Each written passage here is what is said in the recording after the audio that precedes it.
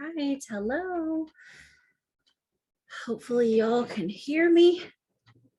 Got my ears in. I talk through my ears, so hopefully that you can hear that.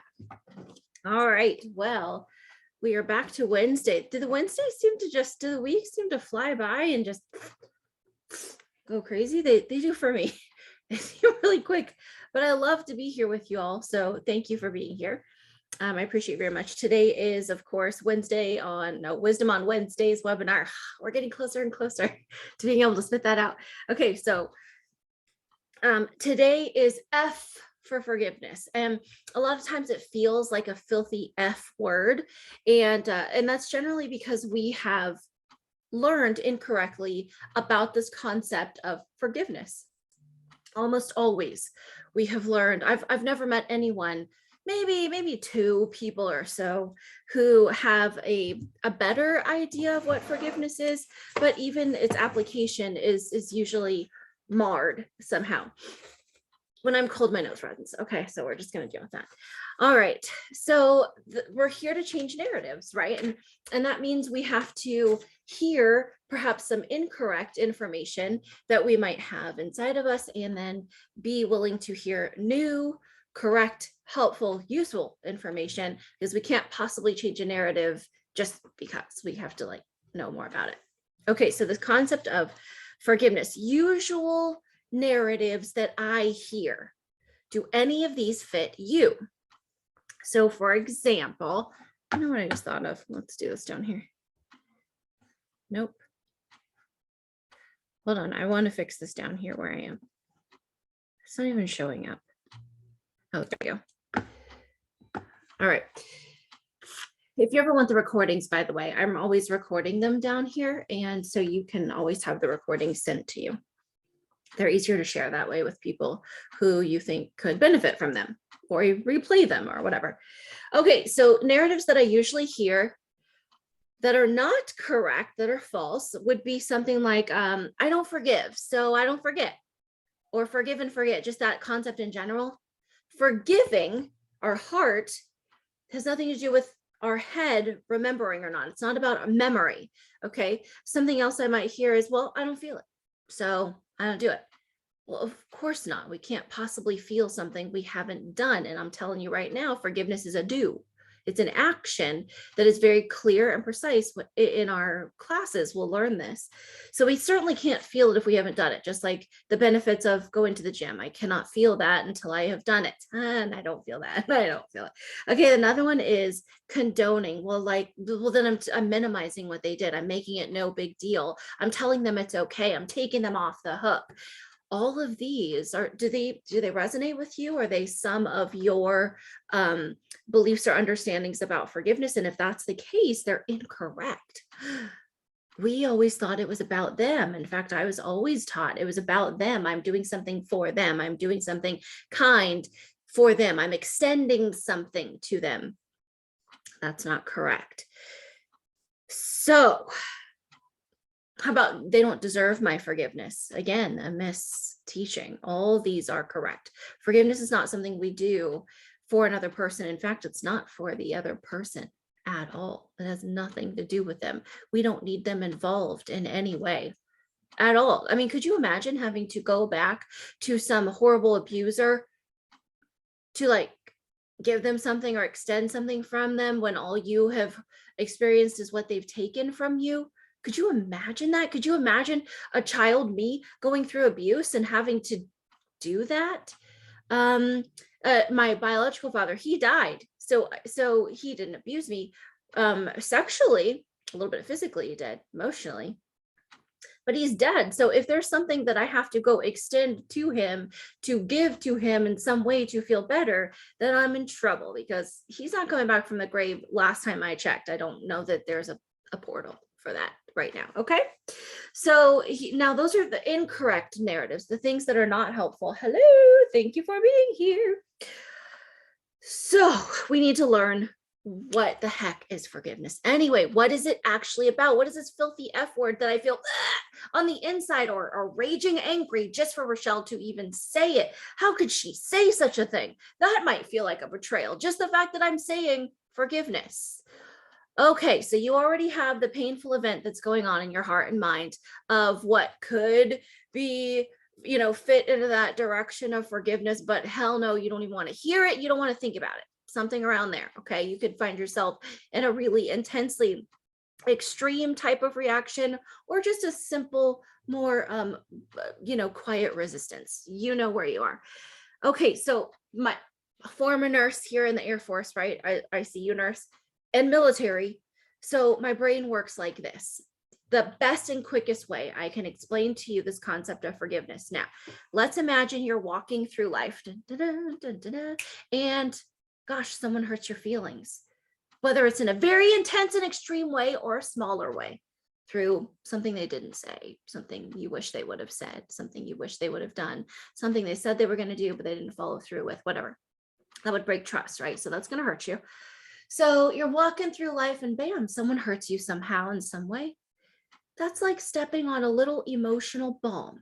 And what happens with bombs?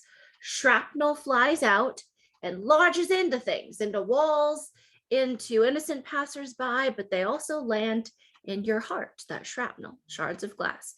Then you're walking through life and you're like, okay, I can just keep going on. I could just keep moving through. That's incorrect too, right? Give it time, hoping that it'll just go away. It doesn't.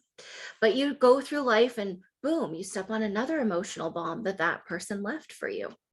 Whether they meant to or it was an accident, it was still a little emotional bomb for you. And the shrapnel flies out and pierces your heart. Oh man, and you just trudge through and you keep going. And so you step on another emotional bomb that person left for you. I'm imagining like the Easter bunny leaving little, dropping little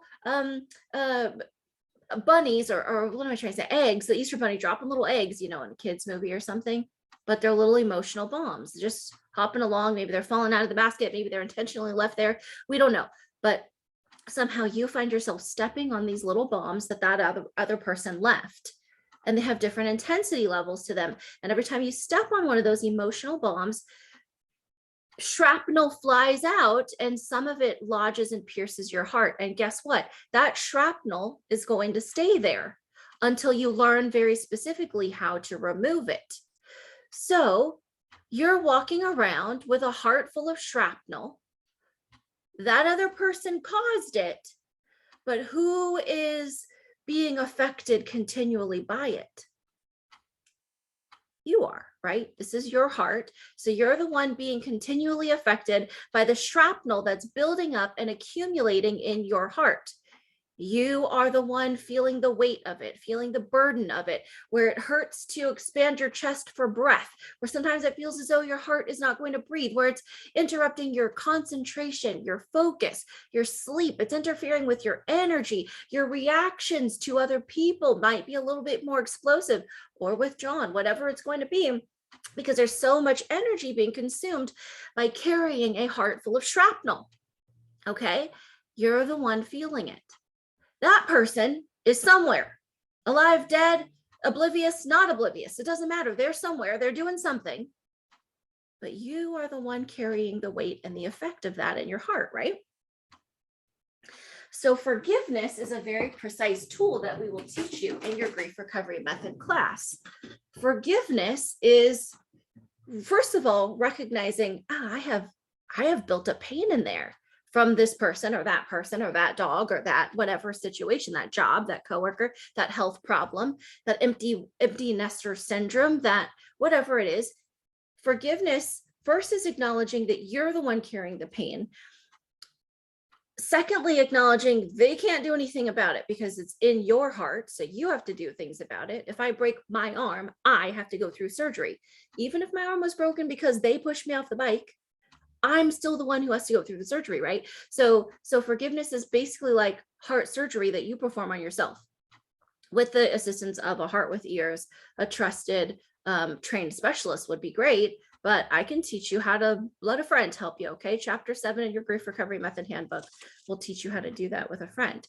So anyway, forgiveness is first recognizing that you're the one carrying the pain. Number 2, recognizing that you're responsible for it because it's in your heart. We can't wait for someone else to do it. Why would we want to wait for someone else to somehow make something? We can't. It doesn't matter if they change their behavior. The shard is already there. The shrapnel is already there.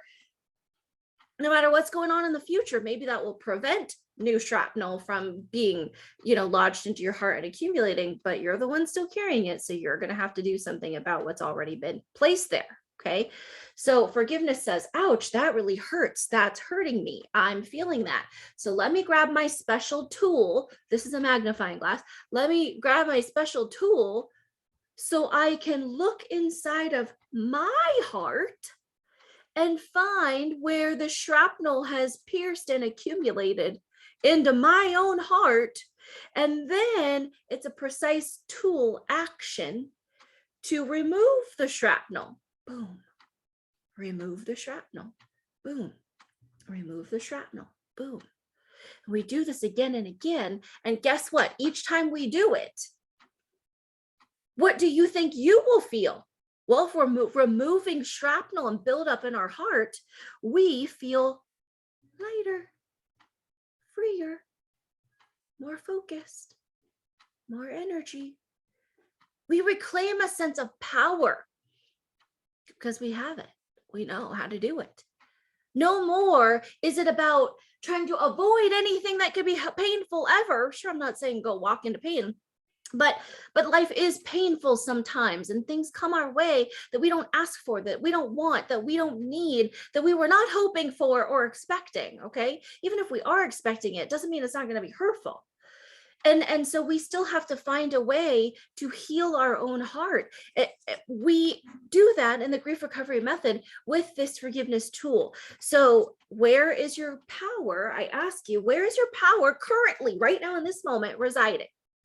When you think it's about them, when you think it's something they have to do, they have to change, they have to blah, blah, blah, your power is residing in all the places. There's a piece of you residing all over the place with everyone who's ever hurt you. Every time you do a recovery action, you reclaim pieces of your power, the pieces of your heart that were left aside so the shrapnel can fit in. Okay, so when you know better, you can do better. And that's why we want to teach you this method, because we want you to know better. We want you to know the things that are effective and that are so useful so you can choose better for yourself. Imagine how much power you can reclaim for yourself when you know what to do with it. Imagine. Amazing. So as you go forward, I want you to consider what narrative you currently use regarding the concept of forgiveness. Is it helpful? Is it leaving you stuck? Leaving you stuck because you don't know what to do, leaving you stuck because you're waiting on them, someone else, to do something for you. Not necessary. Come to Grief Recovery Method class with me or any other trusted grief recovery method specialist. You can find them at grief.net or griefrecoverymethod.com, or just call me. Links are in the bio there. You can find me so many different ways. Rachelle Jones, Grief Recovery. And I will show you either take you through a class and show you how to recover, reclaim your power, reclaim your energy, your focus, your spirit, just pieces of yourself, or I will point you to someone who I know is trusted and who I know can do the job with you. Okay. So I'm going to I can't do it for you, but I can teach you how to do it and do it with you. Gosh, isn't that already empowering? Everybody, I love you.